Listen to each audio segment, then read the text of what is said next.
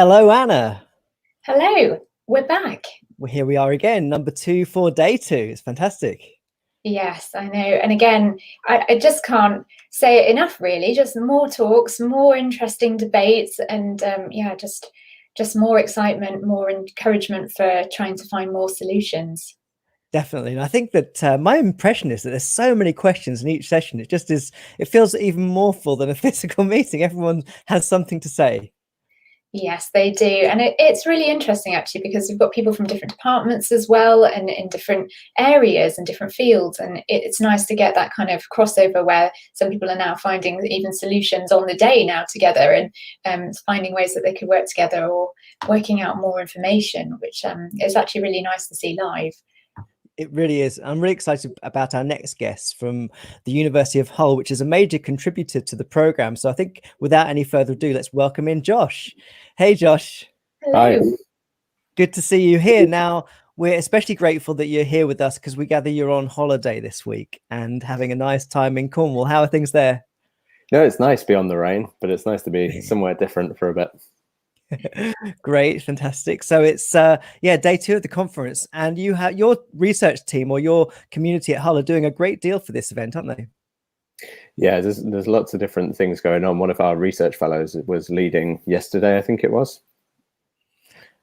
Fantastic. And I think that the one of the nice things about this event, there's over 70 universities taking part in the COP26 Universities Network. And there's just so much collaboration and conversation taking place on social media about the event. And I think lots of people are very hopeful for COP26. And is that very much part of your radar and agenda? Yes, so one of the projects we're working on at the moment is about hedgerows and mapping gaps and identifying places where we can plant more trees and more hedgerows. And we see that as contributing towards the government's sort of 2050 goal of planting 1.5 billion trees. And, you know, that's a huge amount of trees and space that's needed. And obviously that contributes towards climate and biosequestration of carbon. Yeah, and it's quite interesting because we were just talking, well, some of the people were just talking in the previous session about hedgerows and how we can utilize them to better create established borders. And also, you know, when we're talking about riverbanks or if we're talking about, you know, how we sort of segue between, you know, farmland and into different areas as well. So it's really interesting that we've got you today to talk about that and the work that you're doing there. So please tell us a little bit more about that. Yes, so we're currently running a pilot project with Natural England across the East Riding of Yorkshire. And what we're doing is the data analyst on the project, Freya, she's classifying like specific areas of hedge by hand. And then we run that through a machine learning model, which then after 2 days spits out an output. So we've got a map of where all the hedges and hedgerow trees, forests are for that region. And the hope is that we can identify the total number of lengths of gaps across East Riding, and then with a view to apply for more funding and do that across the nation. That's really interesting. That's really innovative. I mean, I think what sort of technology is behind this? You said machine learning. Is that something that you've had to sort of upskill into that area, or is it part of the sort of research team already? No, so we decided that was probably the best approach to doing it through like landscape classification to reduce the amount of time it takes. And I don't think that anyone on the research team has got any machine learning experience. So it's a new skill that I've had to develop and that Freya's developed as well. But it's great, it's different, and it's something completely different from our PhD. Oh, we can never say no to learning, can we? So it's always good to upskill. And I think everyone's been doing that over the last year and a half. And, you know, again, talking about skills and interdisciplinary skills as well. Lots of people and lots of speakers this morning talking about how we need to have more of a connection between not just working in this field and working in this field. Like we need to be able to understand each other's fields and what we're passionate about, and also integrate them in order to move forwards and have those solutions, because they are compatible. We don't have to separate things. We literally don't have to put hedgerow between each other. You know, we can actually go forwards and do things like that. So it's really interesting to know, you know, more about your projects and what you're doing. What do you think, Andy? Well, yeah, I guess my question is often like, how did you get started in this, Josh? What was the beginning for you? How did you become sort of passionate about the subject you're researching? So my undergrad was in geology, and I just like being outside and doing field work, messing around in fields, looking at rocks. And then I sort of moved away from that into more landscape science with my master's. So I was doing runoff and developing a kit that's basically a fancy bucket to throw down a hill so we can better characterize how water interacts. And I saw the PhD at Hull, and it just seemed interesting and different. It's the right mix of field work, right mix of numerical modeling, and these opportunities just come up, and it's great to be able to do things and contribute to something bigger. Definitely. I mean, I certainly feel that over the sort of pandemics, our students, certainly at Salford University, the wildlife students have really struggled with not being able to get out there. And now it's like, what can we do? Where can we go? And I think that aspect of just being outdoors is so important. But one of the things that came up earlier today, again, it's been a topic that was really prominent yesterday as well, is around climate curriculum. And, I guess we do this sort of work within often science schools, but I've heard so many presentations about bringing climate sort of issues into a whole range of subjects. What do you think about that, Josh? Do you think that's a good idea? How could we do it? Absolutely. I mean, it's important that the kids, the next generation of scientists and innovators and stuff who are going to be developing these solutions, and they're going to be living with this climate in the next 50 years. And it's important that they understand what's happening and that they can actually help and contribute. So one of the things we're working on as part of the Hedgerow project, which is led by Katie Parsons, who's a researcher at Hull as well, is we're working with citizens, youth climate champions who are developing a citizen science program. So developing these learning resources so we can help educate people on climate change, on hedgerows, and on different soil types and health. And it's really important that they're leading on that, because we sort of go into it thinking, this is what we think you need. But they're like, no, we know all that. Do this instead. This is much more interesting. So at the moment, they're developing a hedgerow book, I think it is. And it's different ways like that. And we hope to send out the surveying kits to the schools. That sounds really interesting. I mean, targeting schools as it is a really great place to start. That kind of fondness you've just said about chucking a bucket of water to see how it works. And, if you can feel that way as an adult, children definitely feel that way about it. They've got no wonders of restrictions of anything. At that age, it's kind of just everything is wonderful, everything is exciting, and it's all about play. So, we can use those, skills at that age to be able to be interested in being outside, getting covered in mud, and just having a play and discovering. And, that's where science begins, really, isn't it, for children at that age, outside, seeing things. So yeah, it's a really great idea, having these kits that you can send to schools, and then they can utilize them, and that becomes part of their education and their outside time, really.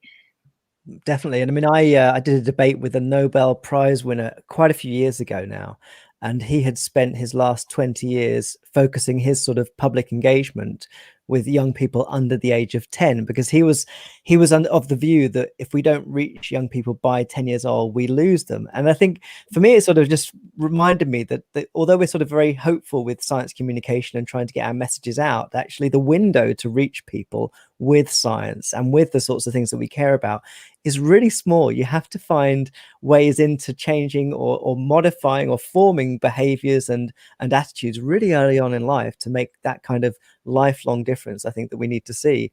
So do you do any outreach yourself, Josh? Have you sort of been out to schools, or what do you do in that area? Since COVID, I haven't really been out to schools, but what we're doing at the moment is we're developing something which is called the 360 Lab, which is an arrangement of 3D models so that they're fully interactable and annotated, as well as 360 video. So bringing the outside to people who can't get out for whatever reason. And for example, one of the field sites that I go to is quite difficult to access sometimes because it's like down quite a steep slope, and you can't take like a school bus of 30 kids there.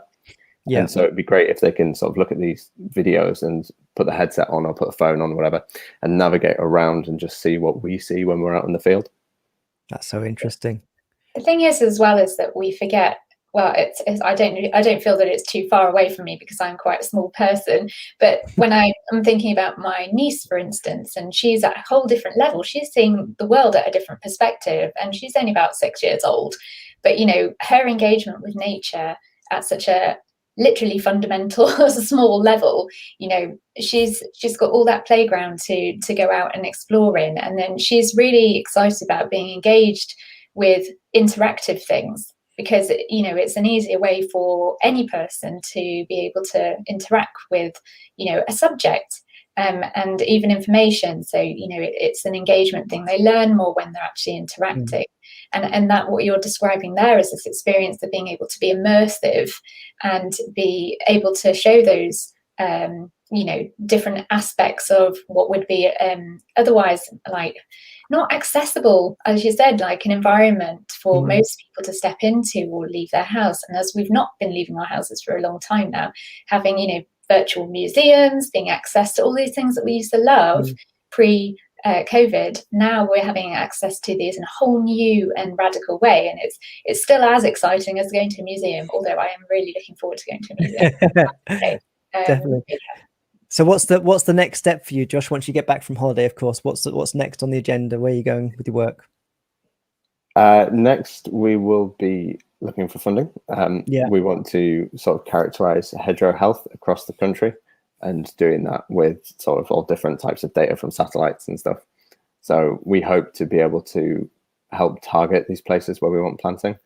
And then there's also working with the youth climate ambassadors to get them to produce this sort of citizen science program that we hope to be able to roll out regionally first and then nationwide. That sounds great. Where can people go to find more out about that, Josh? And the university, so hull.ac.uk/EEI, so the Energy and Environment Institute. There's a page on hedgerows, also on my Twitter account. Fantastic. Well, thanks so much for joining us. We're out of time again, Anna. It's gone quickly again. It does. It just flies by. Yeah. It does. So we're going to wrap up again with the promo film for the Act Now campaign. So thanks so much, Josh, for being here, and enjoy the rest of your week in Cornwall. Yes, enjoy your holiday. Thank you. Bye, everyone. Cheers. Bye. In November 2021, the UK will host the 26th UN Climate Change Conference of the Parties in Glasgow, also known as COP26. The COP26 summit will bring together international government negotiators, decision makers, and policy makers to discuss how they should accelerate action towards stopping climate change. From small island states to countries with rapidly growing urban areas, representatives from 197 countries are expected to join the summit. We, the young people living across the planet, have the opportunity to tell these decision makers why stopping climate change is important to us, the future generations, and everyone's voice matters. So we're making a film, all of us. Please tell us what matters most, and we'll bring your perspective into the frame. Tell us what is important to you and how leaders can change so that they can lead the change we want to see in our world. If you're 18 to 30 years old, submit your video on Twitter, Instagram, or Weibo of up to 2 minutes in high definition using the hashtag #ActNowFilm. Your video submission should include the following points: your first name and country, why is climate change important to you, what do you think is the most important change that needs to be addressed in climate change, are you a part of any group or organization? If so, where is it and what does it do? What pledge will you take to address climate change?